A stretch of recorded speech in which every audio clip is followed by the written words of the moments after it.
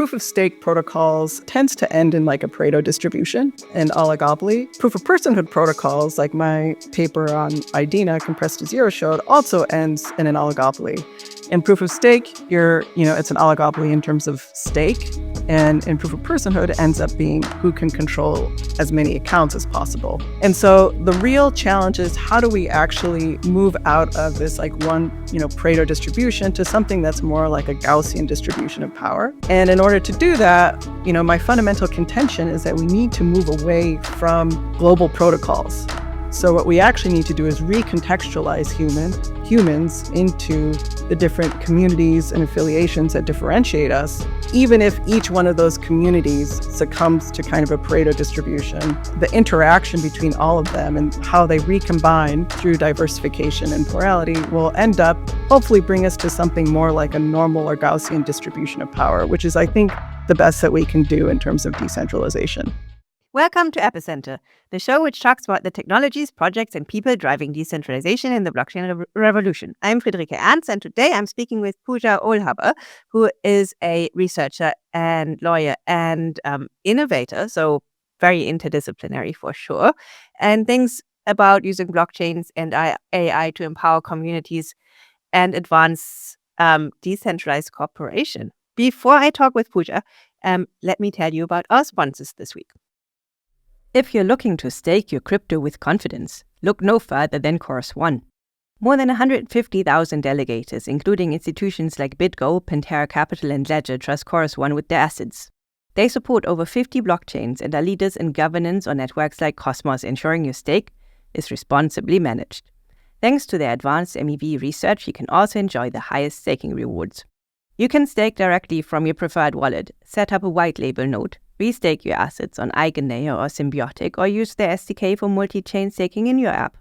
Learn more at chorus.one and start staking today. This episode is proudly brought to you by Gnosis, a collective dedicated to advancing a decentralized future. Gnosis leads innovation with Circles, Gnosis Pay, and Metri, reshaping open banking and money. With Hashi and Gnosis VPN, they're building a more resilient, privacy-focused internet. If you're looking for an L1 to launch your project, Gnosis Chain offers the same development environment as Ethereum with lower transaction fees. It's supported by over 200,000 validators, making Gnosis Chain a reliable and credibly neutral foundation for your applications. Gnosis DAO drives Gnosis governance, where every voice matters. Join the Gnosis community in the Gnosis DAO forum today. Deploy on the EVM-compatible Gnosis chain or secure the network with just one GNO and affordable hardware. Start your decentralization journey today at gnosis.io. Hey, Puja. Thank you so much for coming on. Thank you for having me. This podcast has been a long time coming. We've been trying to schedule this for at least 2 years, and kind of like the subject matter has changed multiple times because kind of you keep publishing new things. So before we dive into the paper that you put out a few weeks ago, tell us about kind of yourself and how you came to find yourself in this kind of like decentralized governance, space, kind of, among us crypto people. Sure. Well, I consider myself amongst the crypto people too. But my history, I look a lot younger than I actually am. So I have quite a long professional history, starting in public policy. And out of college, I was thinking about questions of economics and politics, and I tended towards more the libertarian side of things. And then I went to law school, and at that time we had the financial crisis. And then I started digging more into how financial systems work, how monetary policy works. And then after that, I worked in corporate law and corporate governance in Wall Street, got bored, started a medical device company, and then was hit with the pandemic and got pulled back into public policy and questions around, managing the pandemic. And that was my first interaction with Daniel Allen's group, who I'm now part of. And at the time, she was at the Harvard Sanford Center for Ethics. And so I sort of put my public policy hat back on. And then when the pandemic was over, I shifted gears to thinking about consensus protocols, and in particular, this problem about MEV. And as I was thinking about that, it kind of, I have sort of this intersectional background across law, politics, and economics already. And so it started this now several year investigation into how do we represent identity in order to actually have functional governance in these distributed protocols in DAOs. And that has now been, a 2-year, I think, investigation and several papers, which we've tried to talk about a few times. And yeah, that's where we are.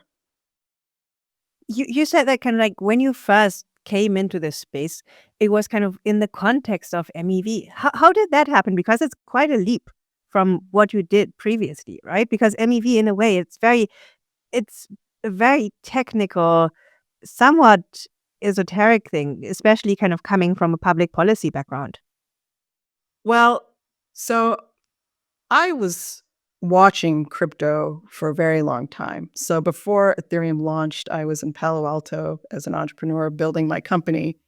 And my recreational hobby was going to Hacker Dojo and listening to different protocols talk. And that's actually when I met Vitalik Buterin for the first time before Ethereum even launched. And my take on blockchains then was like, well, this is a really interesting technology. And there's a lot of applications for actually, coordination around shared goods and public goods. I saw the applications to finance as well, but I was less interested in that. But I followed, pretty closely what was happening over the years. I mean, in the ICO boom in 2017, and then when the MEV crisis happened, I was following that very carefully too. And so I just sort of was in small groups talking about it, and I had my own take. And because I had been, worked on Wall Street and had a securities background and corporate governance background, I had some thoughts about order flow. And so that just, I think, made me unique and the ability to kind of frame these problems or at least conceptualize them. I don't claim to have the answers to these problems, but at least in terms of appreciating what the challenge was, I had enough of a background to engage that conversation. Cool. Maybe let's kind of gloss over kind of the papers that you've put out recently kind of in this space. So kind of, I mean, we'll dive into the last one kind of more deeply, but can you take us through the work you've done? Sure. So the first paper was a decentralized society paper, Finding Web3 Soul, and that was written with Glenn Weil and Vitalik Buterin.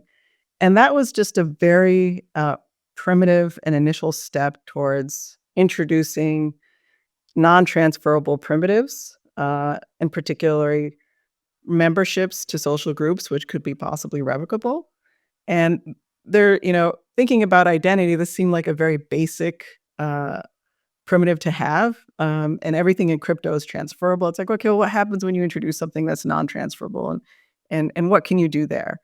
But that was just sort of a first step of let's see what happens if we assume that there are these things, called memberships to groups, which we can represent. But that had its limitations. In particular, your membership to a group is not binary, right? There are degrees of membership. It's not either in or out usually. And then, of course, there's this other problem around standardization.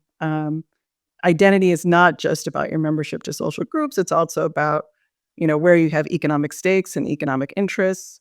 And when you try to separate these two things, right, money and voting, for example, these systems can conflict, and it leads to all kinds of problems like capture and overreach, which my current paper talks about. After the Decentralized Society paper, I decided to take a look at a proof of personhood protocol in depth. And the reason why is we had made a critique in DeSoc around proof of personhood. that nobody really took seriously. And I kind of anticipated with the rise of AI that a lot of AI companies would be relying, like in particular OpenAI would be relying on protocols like WorldCoin to establish, rails for democratic governance. And I didn't think this was going to work. I thought this was going to end in just oligopolistic control and competition. So I was very fortunate to meet Misha, the founder of IDENA Protocol, and he was willing to open the hood on his protocol and analyze it and see what actually happened, and basically validate some of the critiques that we had made in DeSoc, while also expanding it as well. So in that paper, the big insight was that when you try to separate humans from bots with a global authentication mechanism, even if you succeed at doing that, which is what IDENA did, it invites this secondary problem, which I call de facto civil resistance, where you have account consolidation or a set of participants who have a large incentive to informationally control other accounts and extract rewards from them, ending in oligopoly. So that brings us to the community currency paper, which I just released.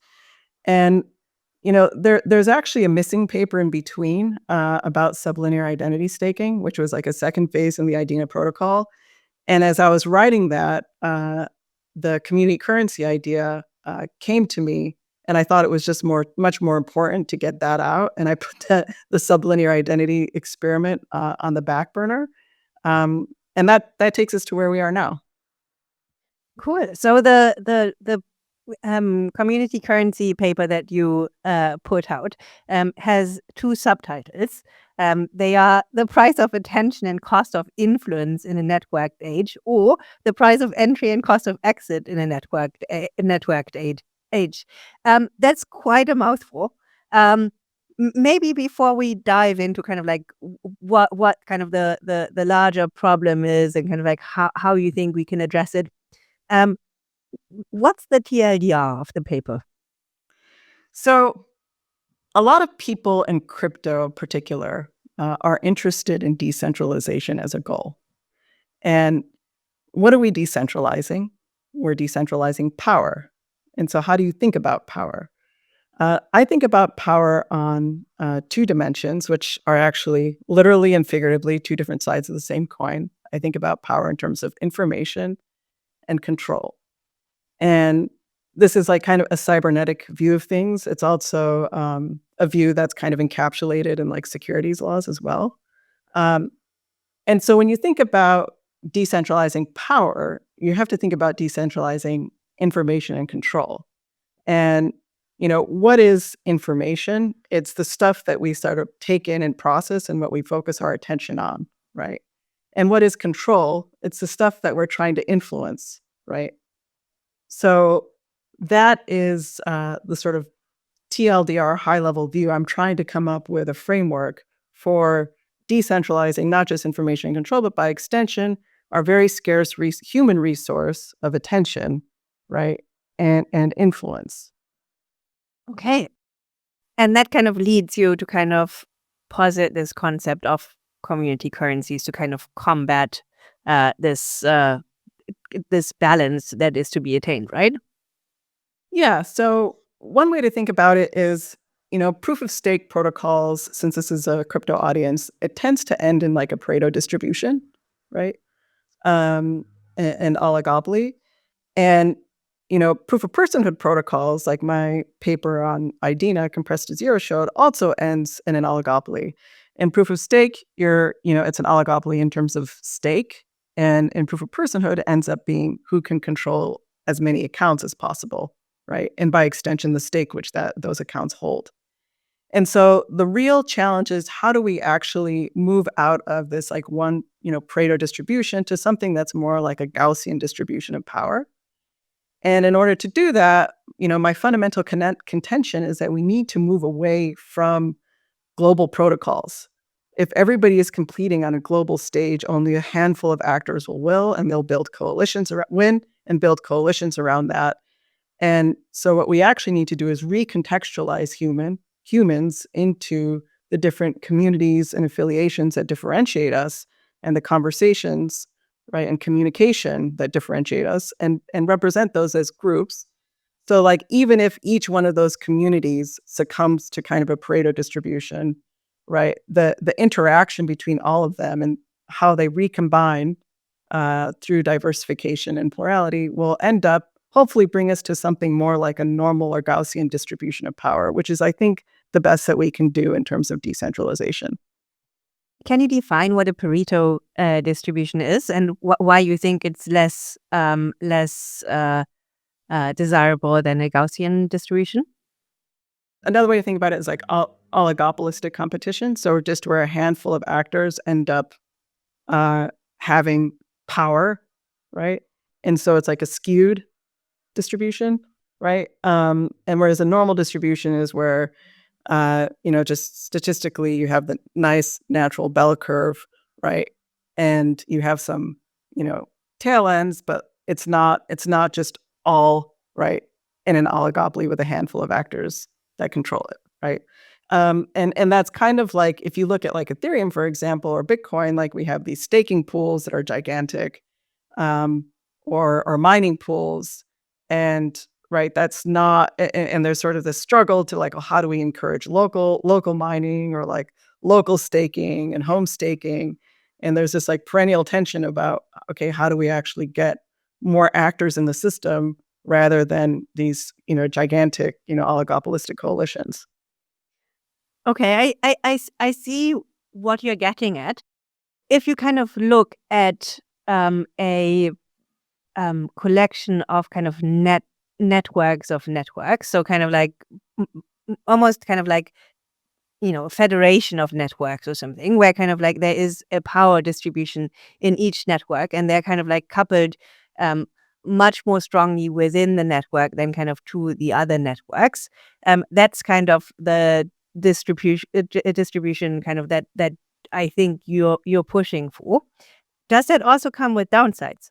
Because kind of if you kind of have one big globalized network, isn't it possible that you can do much more advanced and ambitious projects than kind of you can undertake if you have 1,000 smaller networks? Well, I'm actually imagining both. I'm just trying to actually imagine, like, you do need global scaled network cooperation, right? We do need to solve global problems. We just want to avoid a situation where in solving the global problems, we empower a set of actors that start, influencing and controlling the resolution of local problems, which they have very little information over, right?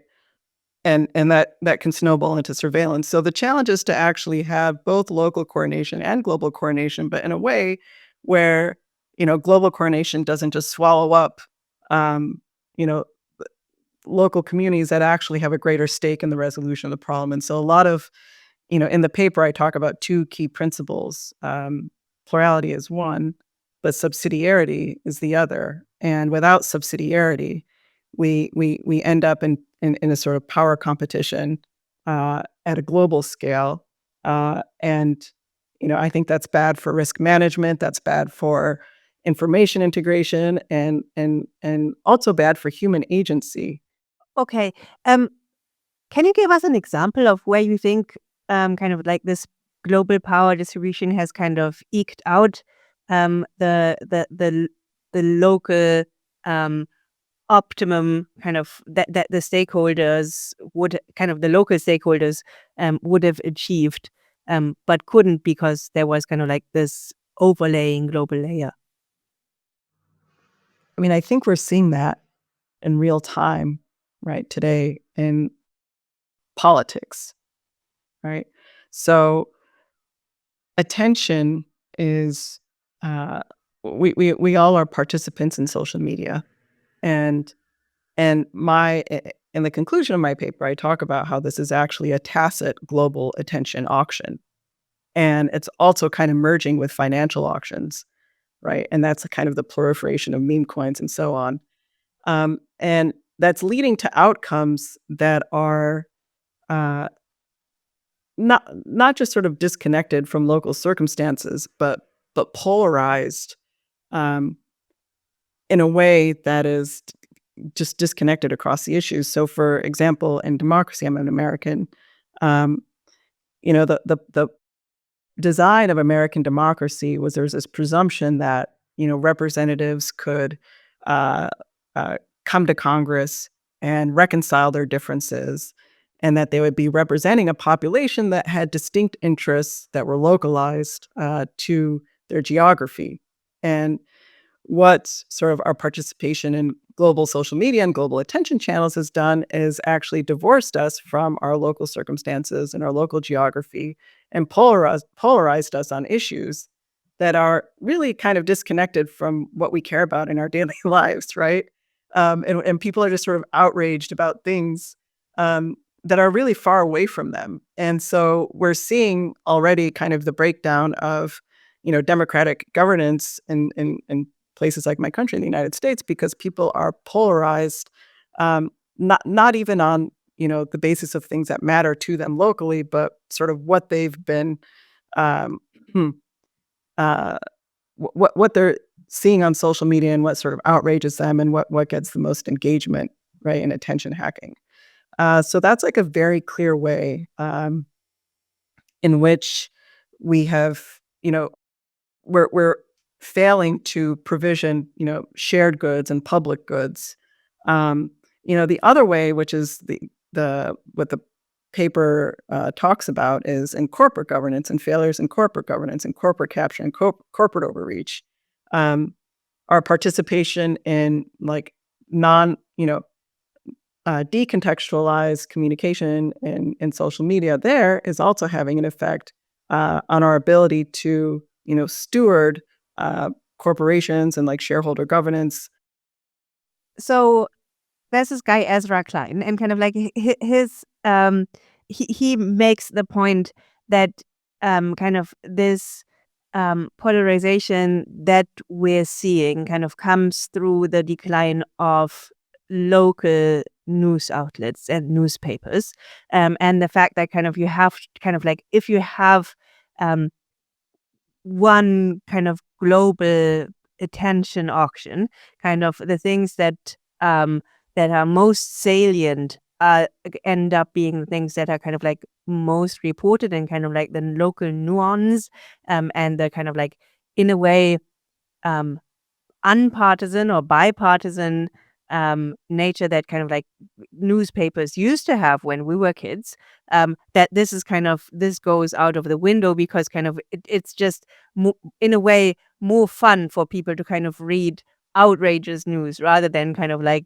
balanced and well reported and kind of like not all that fun things to read kind of like about local politics and so on. Do you think kind of like this is a symptom that kind of you guys are describing symptoms of the same situation in some way? Yeah, yeah. I mean, absolutely. I think we are all seeing the same problems, and we're trying to come up with different solutions. My solution in the paper is to introduce community currencies that actually reflect the groups and memberships in which you participate to. And one of the things that I allude to is that this can unlock things like quadratic funding for news or plural funding, which is even richer for news, and enable the provisioning of information and news at many social levels, rather than just sort of at this exclusively global level, which ends up becoming, power contests, and even like meme contests, right? Yeah, I mean, then maybe let's dive right into the model, right? Kind of like because you are putting forward a very tangible way to kind of address this, and it's kind of it's got this kind of it's got basically it's a dual token system, and kind of there are tokens that are transferable and there are tokens that are not non-transferable, and kind of like you try to achieve this balance by kind of having them interplay. Why don't you walk us through kind of like how the model works? Sure. So any community has a set of members, right? And each member at their discretion can irrevocably lock some amount as non-transferable community stake.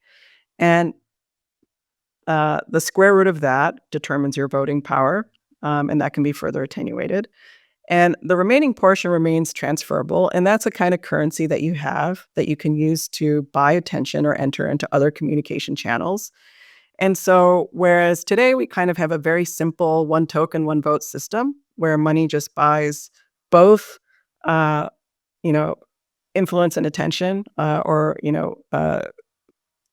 voting power, right, and your ability to communicate. This actually just forces a trade-off between the two, where you have to decide, at every inflation interval, or community-based income that you receive, whether you're going to stake more for greater influence in that community, or whether you're going to keep more transferable tokens for yourself as a medium of exchange, and use that to communicate with other communities and gain information. So it introduces actually a trade-off space between information and control, which is, as I was saying at the start of this podcast, are like the two sides of power, right?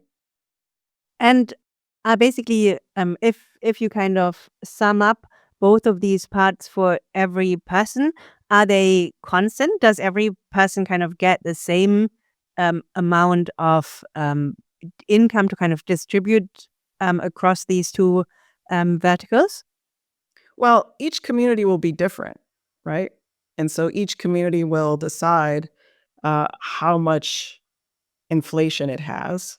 A community is formed around a shared set of commitments. There's all kinds of communities, right? There's churches, there's civil society, there's research groups, there's artist collectives, right? And they're going to have their spectrum of sort of like non-financialized to financialized ways to distribute tokens, even.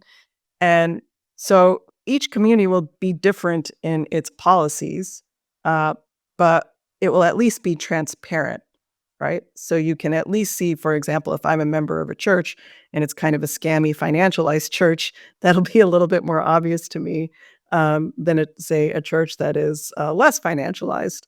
And then I can make a decision there. So, the model accommodates like a spectrum. And I think the nice thing about it is it's like the decision of uh, community members themselves, and how they, whether they decide to stake or whether they try to have currency to communicate with other groups, that like it enables an expression of like degrees of membership within the group. And it also enables like, rapid recombination and evolution of a community with new members along, partial differentials. So it's not the sort of like in or out thing. Okay, so I take it I can be a member of arbitrarily many groups. Yeah.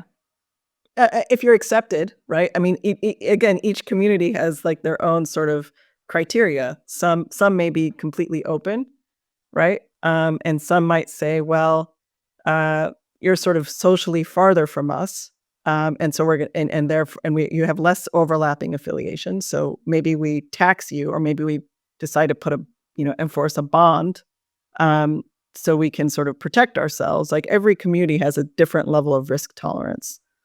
Okay, and basically this community currency that I get from that community, I can use both kind of like for staking in the community, kind of to grow my influence within the community, but I can also use it to kind of you said buy information in kind of in the larger society. How do I picture this kind of like buy information or influence that kind of you talked about?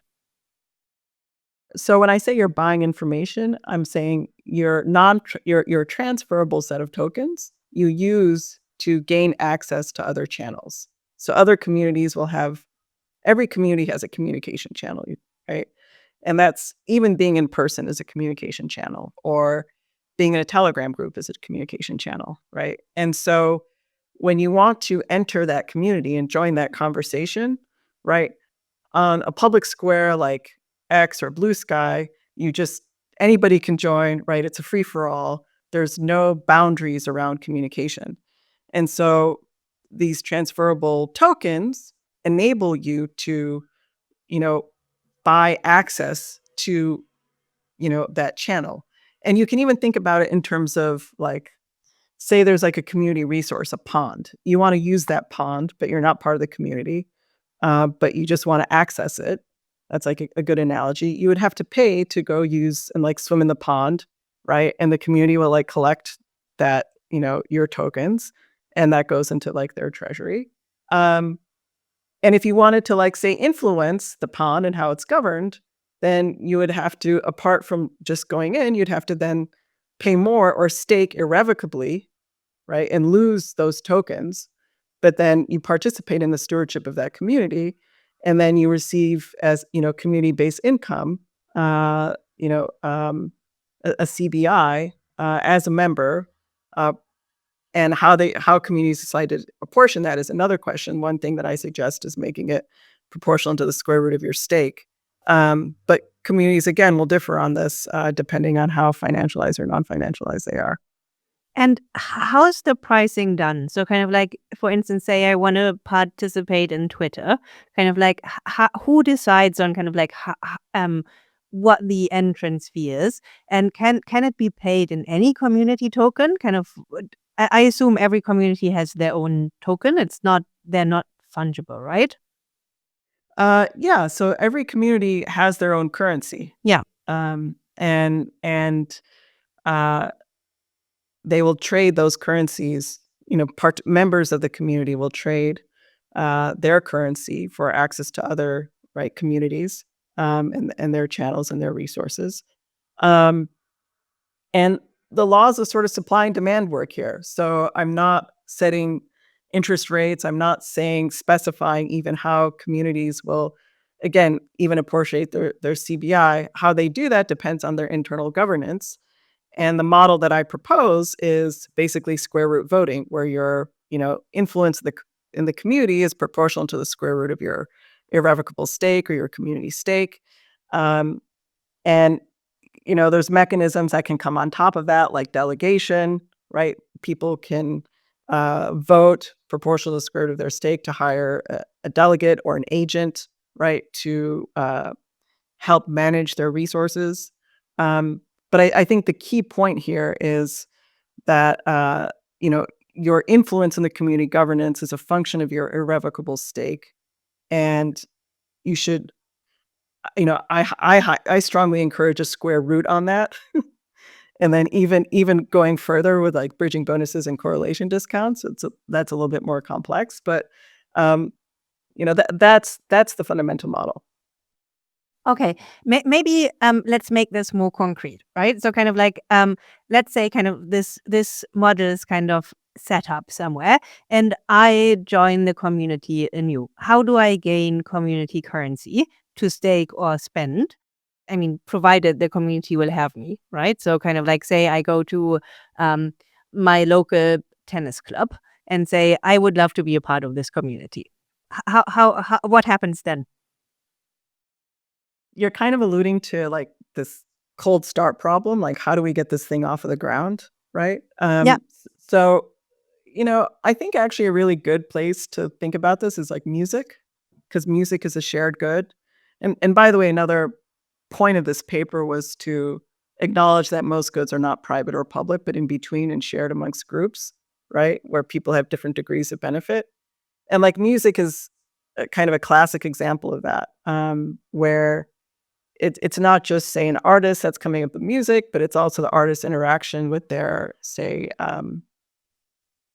their followers and their audience. And, an artist could say, okay, everybody who comes to the show is going to have this community currency, these tokens. I'm issuing it. Everyone can decide. Everyone can stake or not stake. And other sets of artists can do the same thing, right? And then form a kind of alternative economy in music. And if you stake for influence, for example, with an artist, that might influence the artists, like where they tour next, or how they distribute their music, or something, and it becomes a sort of shared asset that everybody has participation in.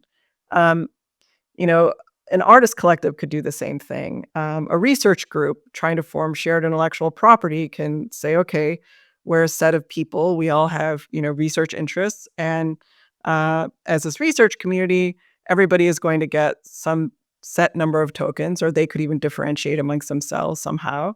And then just allow for staking for influence, or using it as like a communication currency to engage other research groups. But of course, it requires other research groups in place that are willing to like accept that, right, as a token and see that as something of value. So yeah, I mean, I didn't really go into the paper about the cold start, chicken egg problem, but I think there are enough sort of verticals where this could take off, where people just see both fiat currencies and both, say, digital currencies like Bitcoin and Ethereum not really, expressing, being as socially expressive or expressing their value or being extractive for that matter. How does this kind of tie in with meritocracy? Because currently, kind of like, I understand that there's often kind of oligopolistic kind of power structures at play, but people who wield disproportionate influence often also wield it because they're just very put together, and kind of they have good ideas, and they make valuable contributions. So is that somehow reflected in this community currency proposal? Kind of like, as someone who's kind of a thought leader in my community, will I have more influence? At one point in the paper, I make this suggestion of community currencies also serving as prediction currencies, right? And so, say, as somebody who, in the classic case, is like, say, a politician, right? And you kind of want to be able to let a politician also share in your upside and downside as a community, and even like stake and make a bet, right? And prove that they're actually better at predicting outcomes, right? And that's a meritocratic mechanism, right? The problem is, for example, specifically in the case of prediction, which is where a lot of people who are focused on meritocracy, that's where they tend to emphasize. The problem is, depending on your position in a social network, right? If you have a lot of money, a lot of status, a lot of followers, you can actually influence the outcomes you're predicting. And so you're not so much predicting something in a meritocratic, clean way, you're actually influencing the outcomes. And so a lot of social contagion phenomena are exactly this, right? When shortages or like bank runs that can be started just by people who have a lot of influence, say over the deposits in a bank, and they send an email out to those people. I mean, we saw this in the Silicon Valley bank run, right? Any bank can go under if everybody runs for their deposits at the same time, and especially if a VC sends you an email and says, "Hey, this bank is going to go under," then suddenly runs, and then it goes under, right? And so was that prediction, or was that influence? And so part of the goal of community currencies is to enable us to, separate prediction and meritocratic contributions from just massive amounts of influence someone has accumulated because they have a lot of, followers on X, or, a lot of money. Does that answer your question? Yes and no. So to me, it sounds a bit like you're throwing out the baby with the bathwater, right? So kind of like you're saying, okay, if you kind of have a very steep kind of distribution of power in a society, you automatically kind of get worse outcomes than if it is more equitable. So where I think kind of like it's possible that this happens, but I think kind of if you look at kind of the amount of power that kind of like some people have today, it also enables us to do really cool things, right? Kind of it enables us to kind of do things like travel into space, or kind of do things that kind of like any local community has no chance of kind of achieving. And in some way, kind of you can't make everyone's crazy ideas come true, right? Kind of like there needs to be some sort of mechanism to kind of select. So, I actually think, I think a lot about innovation, because I was an inventor, an entrepreneur too. Um, and the problem with it's not that I'm trying to, my goal is not egalitarianism or equality, right? Hmm. That's one person, one vote, right? And that has its own set of problems, which the IDENA paper went into. Um, but in order to, if you think about where innovation comes from, right? It comes usually at the intersection across unique information streams. It doesn't come, uh, it doesn't arise within the center of a field, and it doesn't arise within homogeneous populations. The problem is if you embrace this sort of, oligopolistic. By the way, there's two problems with the oligopolistic competition. One is that it actually stays oligopolistic and it doesn't turn into winner take all, right? The risks of becoming winner take all and monopoly are just really severe. And I think that's understated. But even if you assume you have just oligopolistic competition, like you don't, the structure of communication underneath, each of those oligopolies, um, might, you know, might actually stunt innovation and stunt creativity because, uh, there's lots of pressure to conform. Um, and this in the paper, I talk a lot about surveillance and how that, when you introduce a kind of third party that has a lot of power, people start paying attention more to that third party with a lot of power rather than paying attention to their environments, or not just local environments, but medium level environments and even higher, other higher level environments. And that's bad for innovation because we sort of all become informationally the same as we adapt to this thing that has a lot more power than we do.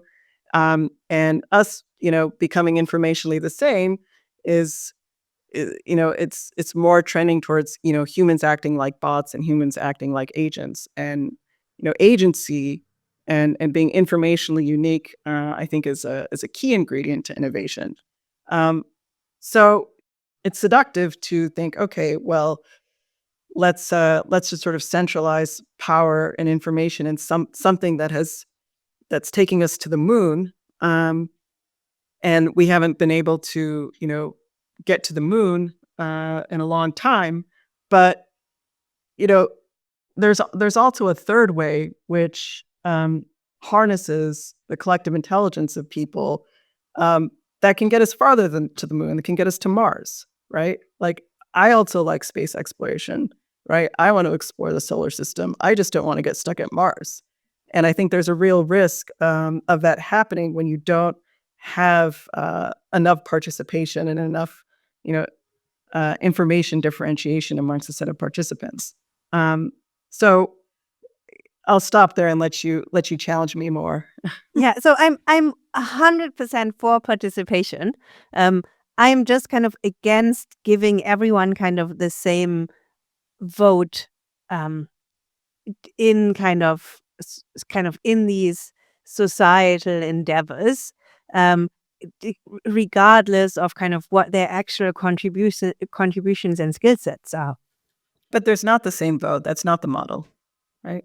Okay, then maybe I haven't understood it properly. So tell me how kind of the influence kind of um, varies from person to person, and how kind of I as a participant would kind of choose between kind of staking my currency and kind of investing it or spending it elsewhere.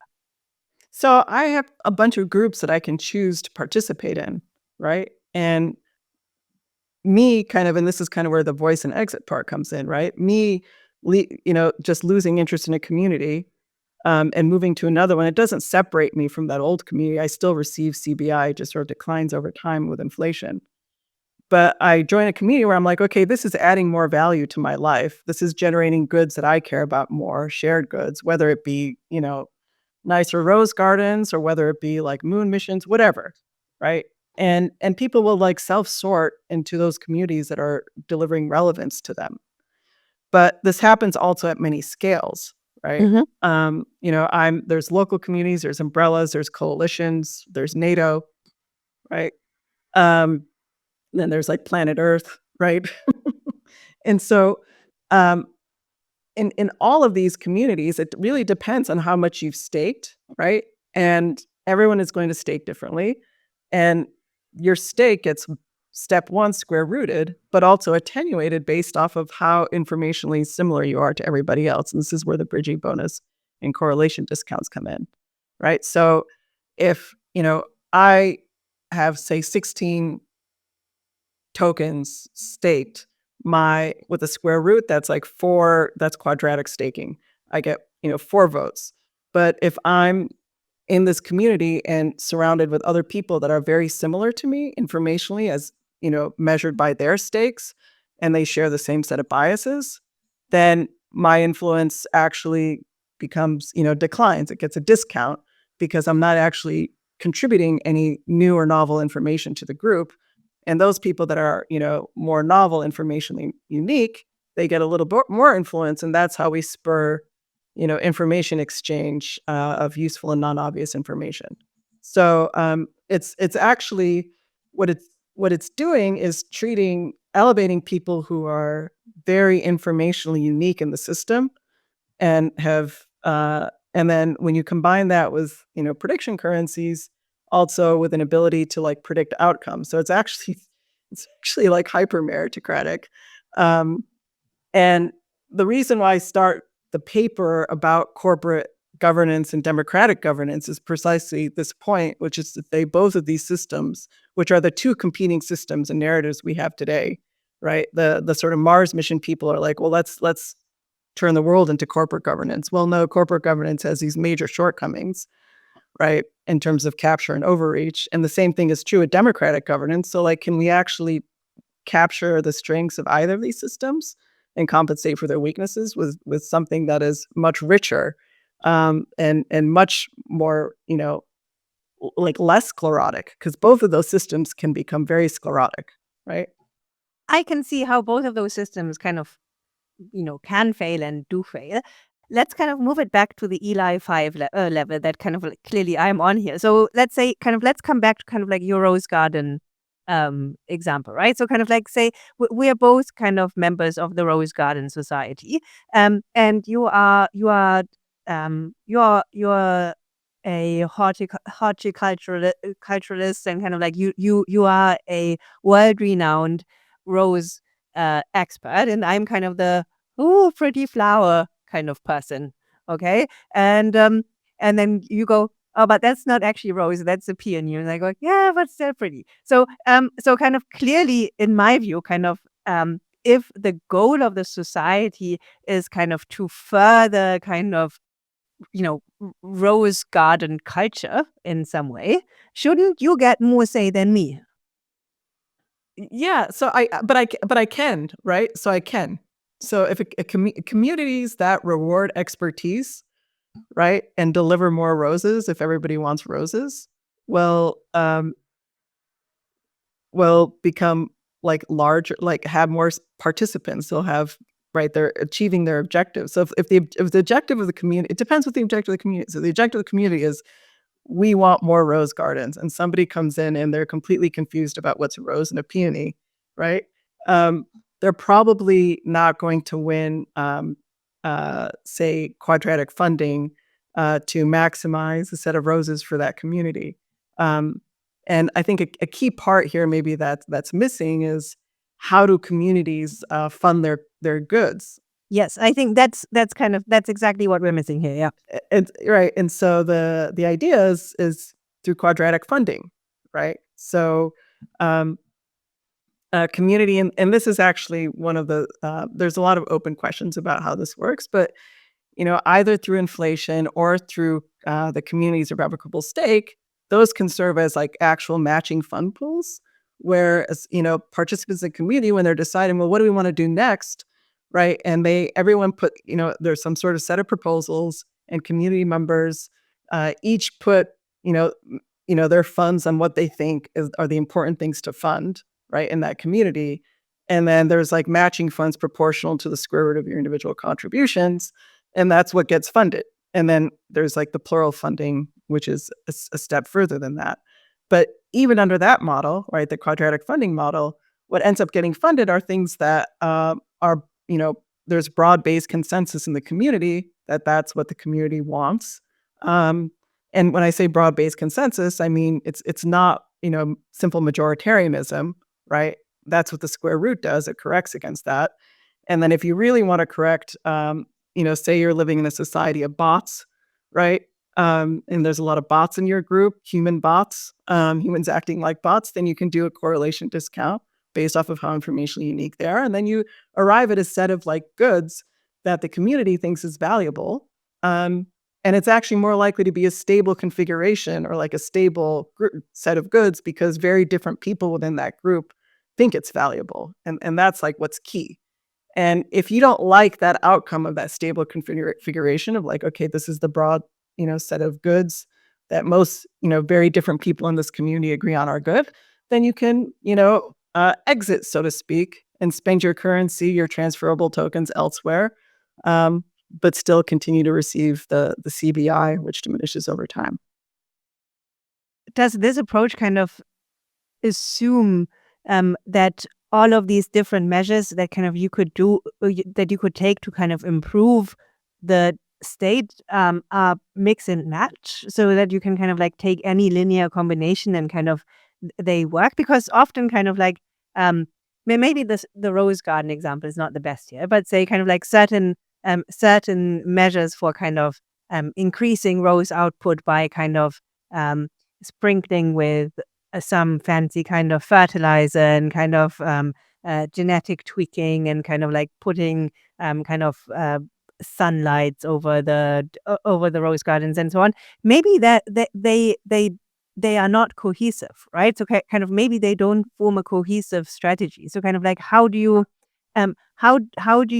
account for the fact that sometimes different solutions cannot be kind of paired in any combination?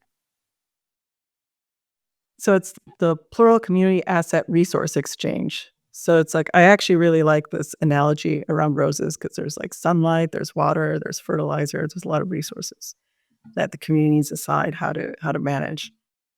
One of the features of this model that I'm proposing, which might not be coming through, is how dynamic it is. Like, so I expect groups to change their goals a lot and to adapt a lot. It's very, very adaptive based off of the feedback, right, of the set of members who have staked and what they want, right? So like, I imagine in setting the agenda for a community, like there's probably at periodic intervals, okay, we are going to quadratically fund some things, some projects that enhance value for our community. Everyone is going to come up with their set of proposals. Some are going to be like, look, we need more roses and we can like get so many more roses if we have better fertilizer or we put in like these, winter protection guards on the roses. And then someone's going to be like, you know what? I think peonies and roses are complementary and they invite a specific kind of bee that cross-pollinates them both. And we can get more of both if we do peonies, and they make their case. And then somebody else is like, well, I think we should pave over the roses and make a parking lot, right? And so like these different proposals will get, different funding quadratically, based off of the set of members. And, some communities might have charters, which say we'll never become a parking lot. And some communities might be open and allow like that adaptation to happen very quickly. But it really depends on, what the members of the community, stake and vote on, right? So it's unspecified. It's just a way sort of, it's a way for communities to, coordinate and express themselves, but how they coordinate and what they coordinate around and the restrictions on that really depends on the community. And as a person, for example, I'm going to probably, be more interested in a community that has certain restrictions on like not ever paving over the rose garden with a parking lot, right? I have so many questions. Yeah, go for it. Now we're rolling. How do you get people to kind of care about these issues enough, right? So kind of this is something that kind of we see as a problem field in DAO governance all the time. So kind of like voting turnout is historically is really has been really low. And then kind of now you make people kind of vote on things like rose gardens. How do you make sure people take this seriously and don't kind of rent their vote or delegate their vote or kind of bribe others or don't do or kind of like don't vote at all? There's like 3 questions asked in that. So I'll try to take each one by one. I don't think delegation is bad. And actually part of a lot of the paper is spent talking about principal agent problems and using community currencies to align, right? Better align your agents with principles. In terms of voter turnout, you can use the set of participants who do show up to vote with a correlation discount or bridging bonus.